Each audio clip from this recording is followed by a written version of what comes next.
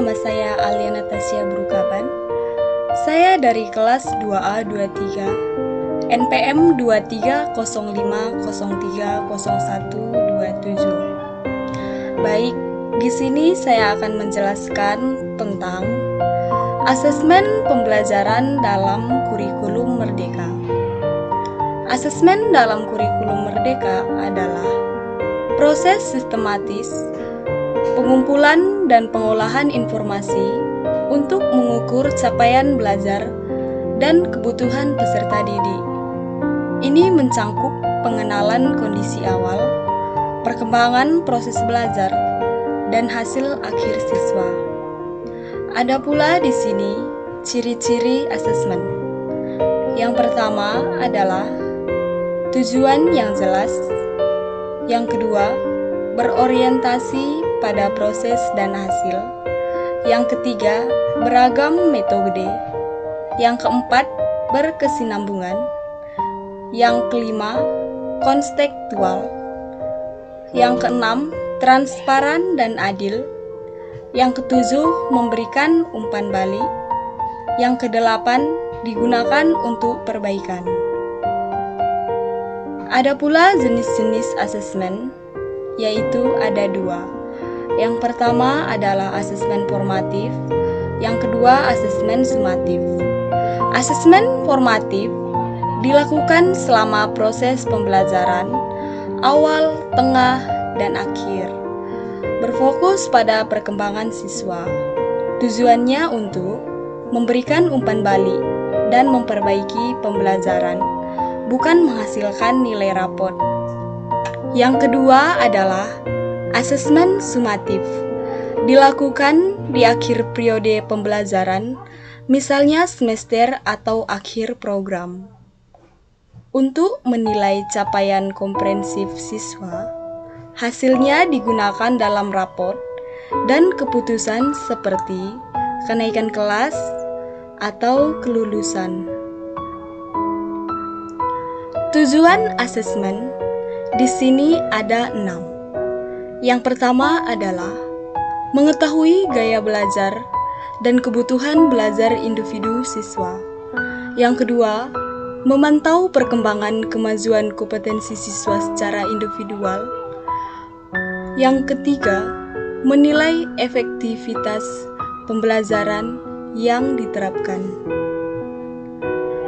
Yang ketiga, menilai efektivitas pembelajaran yang diterapkan. Yang keempat, memberikan umpan balik bagi guru dan siswa. Yang kelima, memotivasi siswa untuk belajar lebih baik. Yang keenam, mengidentifikasi potensi dan minat siswa masing-masing. Selanjutnya, ada prinsip-prinsip asesmen. Yang pertama, terintegrasi dengan pembelajaran. Asesmen menjadi bagian tak terpisahkan dari proses pembelajaran. Bisa melibatkan siswa dalam self-assessment atau peer assessment dan refleksi diri. Yang kedua, fungsi dan desain yang sesuai. Disiapkan berdasarkan tujuan yang jelas atau informasi diagnostik, formatif, dan sumatif dengan teknik dan waktu fleksibel sesuai kebutuhan. Yang ketiga, adil, valid, reliable, dan proporsional.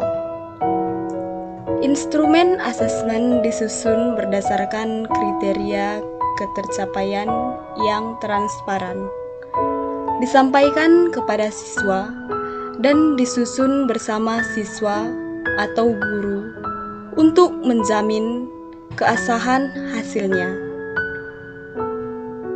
Yang keempat, laporan sederhana dan informatif, menyampaikan hasil capaian karakter dan kompetensi dengan bahasa yang mudah dimengerti oleh siswa dan orang tua. Disertai saran tindak lanjut pembelajaran. Yang kelima atau yang terakhir, sebagai bahan refleksi. Hasil asesmen dipakai untuk refleksi guru, siswa, maupun wali kelas agar strategi pembelajaran selanjutnya lebih efektif. Selanjutnya, keunggulan asesmen pembelajaran kurikulum merdeka. Yang pertama, fokus ke kompetensi dan literasi seperti digital, sains, sosial, budaya, bukan hafalan. Yang kedua, asesmen bersifat autentik atau relevan dan kontekstual untuk kehidupan nyata siswa. Yang ketiga, pendekatan inklusif dan diferensial menyesuaikan kebutuhan siswa beragam. Peran asesmen bagi guru dan sekolah. Yang pertama, guru merancang asesmen sesuai tujuan dan karakteristik siswa. Yang kedua, satuan pendidikan bebas memilih instrumen dan strategi asesmen yang tepat. Yang ketiga atau yang terakhir, disebutkan secara eksplisit bahwa guru atau satuan pendidikan memiliki otonomi dalam menentukan instrumen dan teknik asesmen yang sesuai dengan konteks dan tujuan pembelajaran. Di sini saya akan menjelaskan kesimpulan dari asesmen kurikulum merdeka. Asesmen dalam kurikulum merdeka adalah pendekatan holistik dan berorientasi pada kompetensi yang berpusat pada peserta didik. Dilakukan sepanjang proses pembelajaran atau formatif hingga akhir atau sumatif, menggunakan berbagai teknik autentik seperti proyek, portofolio, dan self-assessment dan peer assessment, dan perform-based text.